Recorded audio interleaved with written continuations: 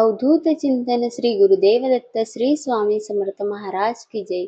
जय जय रघुवीर समर्थ. मित्रांनो, आपल्या आयुष्यात असा एक काळ येतो की मन खूप थकलेलं असते. घरात अडचणी असतात, पैसे टिकत नाहीत, कामात अडथळे येतात, मन शांत राहत नाही.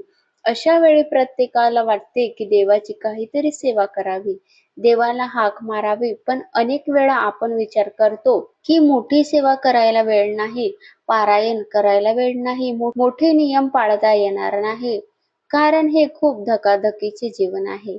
पण एक गोष्ट लक्षात ठेवा, श्री स्वामी समर्थ महाराज हे आपल्या भक्तांचे आई वडिलासारखे आहेत.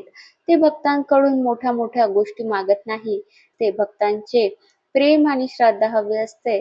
त्यांना साधी सेवा आवडते. म्हणूनच आज मी तुम्हाला एक अतिशय सोपी पण प्रभावी अशी श्री स्वामी समर्थ सेवा सांगणार आहे.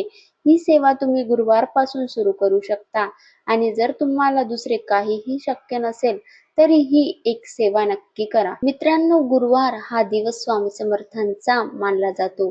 या दिवशी स्वामींचे नाव घेतले तर त्यांचे पुण्य अनेक पट वाढते असे म्हटले जाते. कारण गुरुवार हा स्वामींचा दिवस आहे, गुरुग्रहांचा दिवस आहे. गुरुवारच्या दिवशी सकाळी आपल्याला लवकर उठून लवकर अंघोळ करून देवघर स्वच्छ करायचे आहे. स्वामी समर्थ महाराजांचा फोटो किंवा मूर्ती असेल तर त्यासमोर बसावे, दोन्ही हात जोडून स्वामींना नमस्कार करावा. स्वामींचा घरी फोटो किंवा मूर्ती नसेल तर स्वामींचा फोटो घरी घेऊन यावे. मनात प्रेमाने असे म्हणावे, हे श्री स्वामी समर्थ महाराज, माझ्याकडून मोठ्या सेवा होणे शक्य नाही, पण माझ्या मनात तुमच्याबद्दल खूप श्रद्धा आहे, म्हणून आज गुरुवार पासून मी तुमची साधी सेवा सुरू करत आहे. माझ्या घरावर तुमची कृपा ठेवावी. का साधा संकल्प तरी केला तरी स्वामींना तो खूप प्रिय आहे. यानंतर स्वामी समर्थांचा जप सुरू करावा. स्वामी समर्थ महाराजांना साधी सेवा आवडते, भोळी भक्ती आवडते, म्हणून श्री स्वामी समर्थ, श्री स्वामी समर्थ, श्री स्वामी समर्थ हा जप कमीत कमी 108 वेळा तरी करावा.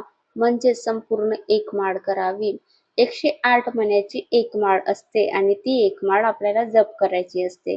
वेळ असेल तर जास्त वेळही जप करू शकता, म्हणजे 11 माळे जप करू शकता. जप करताना मन शांत ठेवून स्वामींचा चेहरा डोळ्यांसमोर आणून आपल्याला जप करायचा असतो. यानंतर स्वामींना एक अगरबत्ती लावावी. जप सुरू करायच्या आधी अगरबत्ती लावले तर खूप छान.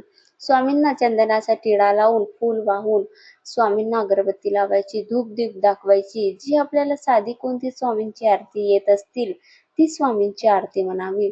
शक्य असेल तर थोडी साखर किंवा खडीसाखर नैवेद्य म्हणून स्वामींना अर्पण करावा. मित्रांनो, ही सेवा खूप साधी आहे, पण मनापासून केली तर तिचे परिणाम खूप मोठे असतात. स्वामी समर्थांचे नाव घेतल्याने मनातील भीती कमी होते, घरात सकारात्मक वातावरण तयार होते आणि हळूहळू आपल्या अडचणींचा मार्ग निघायला सुरुवात होते. आणखी एक महत्त्वाची गोष्ट लक्षात ठेवा, जर कधी तुम्हाला जप करण्यासाठी वेळ मिळाला नाही तरी चिंता करू नका. दिवसभरात वेळ मिळेल तेव्हा फक्त स्वामींचं नाव घ्या. श्री स्वामी समर्थ. स्वयंपाक करताना घ्या, काम करताना घ्या, रस्त्याने चालताना घ्या. मनात सतत स्वामींचे नाव ठेवा. नेहमी स्वामींचे नाव घेत राहा, कारण स्वामी समर्थांचे नाव हेच एक मोठे साधन आहे.